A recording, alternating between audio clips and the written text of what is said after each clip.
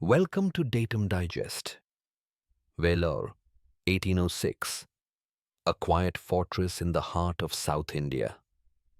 The morning breeze carried not peace, but a storm waiting to break.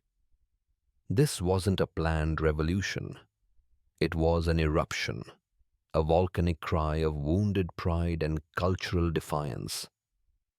For the first time, Indian soldiers rose not just against orders, but against the very idea of foreign rule over their spirit. Inside the Vellore fort, the air was thick with anger and humiliation. After the fall of Tipu Sultan in 1799, his sons, once princes of Mysore, were prisoners here.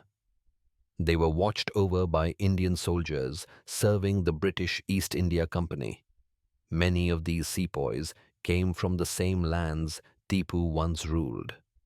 Their loyalty to their fallen king was quiet, but alive. Then came the spark. Commander-in-Chief Sir John Cradock, with an arrogance only empires could afford, introduced new dress rules.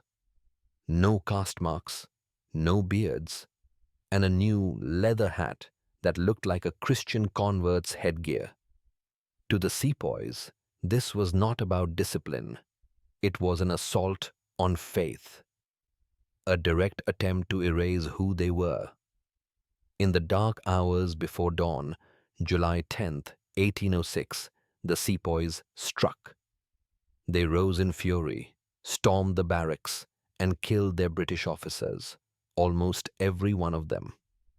The fort was theirs, and in a powerful, symbolic act, they hoisted the tiger-striped flag of Tipu Sultan once again. For a brief, electrifying moment, Vellore was free. This was no mere mutiny. It was a declaration of spiritual independence. But freedom's dawn was brief. Colonel Rollo Gillespie marched in from Arcot. By sunrise, the rebellion was crushed. Hundreds were executed, some tied to cannons and blown apart.